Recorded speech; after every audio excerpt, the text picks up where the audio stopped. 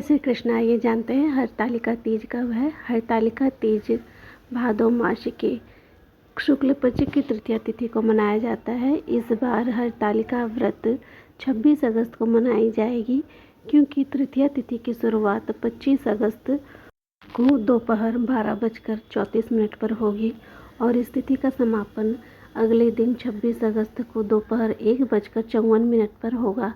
ऐसी स्थिति में 26 अगस्त को ही हरतालिका तीज का व्रत किया जाएगा। हरतालिका तीज व्रत का नियम पालन एक दिन पहले से ही प्रारंभ हो जाता है, जिसे नहाय खाए के नाम से जाना जाता है। नहाय खाए के दिन सुबह अपने बाल को धुल लें और इस दिन सादा भोजन करें, स्वच्छ भोजन करें, लहसुन प्याज न खाएं। इस दिन हल्का भोजन करें, सुपाच्य भोजन करें, जिससे अगले दिन आपको अधिक प्यास न लगे। रात्रि में हल्का भोजन लें और फिर ब्रह्म मुहूर्त में 3 से 4 के बीच में उठकर सरगी लें। सरगी में अनाज नहीं खाया जाता है। सरगी में हल्के चीज़ें ग्रहण करें, जैसे शरबत, नींबू पानी, मिठाइयाँ, केले, दही, दूध इत्यादि ले सकते हैं। पानी पिए इस वक्त, जिससे अधिक प्यास न लगे। सूर्योदय के पहले ही लेनी चाहिए। सूर्य निकलने के बाद सरगी नहीं लेना चाहिए, क्योंकि सूर्योदय के बाद तो व्रत प्रारंभ हो जाता है। इसलिए 3 से 4 के बीच में ही सरगी ले। बहुत सारी महिलाएं कहती हैं कि सोमवार को बाल नहीं धुलना चाहिए, लेकिन व्रत के दिन धुल सकते हैं, क्योंकि वार से बड़ा त्यौहार होता है। इसलिए सोमवार को बाल धुल सकते हैं। अगर आप नहीं धुलना चाहते तो रविवार को धुल सकते हैं। रविवार को धुलने के बाद लेकिन लहसुन प्याज नहीं खाना चाहिए।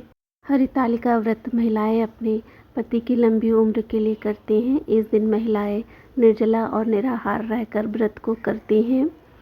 इस व्रत को कुंवारी कन्याएं भी कर सकती हैं। कुंवारी कन्याएं अपने सुयोग्य वर के लिए इस व्रत को करती हैं। केवल महिलाएं ही नहीं, इस व्रत को पुरुष भी कर सकते हैं। यदि महिलाएं किसी कारणवश इस व्रत को नहीं कर पाती हैं, तो पुरुष भी इस व्रत को कर सकते हैं।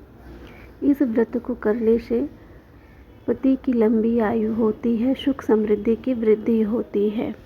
माना जाता है इस व्रत को करने के बाद ही माता पार्वती ने शिव जी को वर के रूप में प्राप्त किया था। हरतालिका व्रत के दिन सुबह सुबह नहाकर, स्वच्छ कपड़े पहनकर माता गौरी और शिव जी की और गणेश जी की रेत या मिट्टी से मूर्ति बनाकर पूजा करनी चाहिए। इस दिन सर्वप्रथम गणेश जी की पूजा करनी चाहिए, उसके बाद गौरी और शंकर की पूजा करनी चाहिए। पूजा करने के बाद 16 श्रृंगार का सामान पार्वती माता को अर्पित करना चाहिए। इस दिन महिलाएं 16 श्रृंगार करती हैं। 16 श्रृंगार करके ही भगवान का पूजा पाठ करती हैं। इस दिन महिलाओं को लाल या हरे रंग की साड़ी पहननी चाहिए।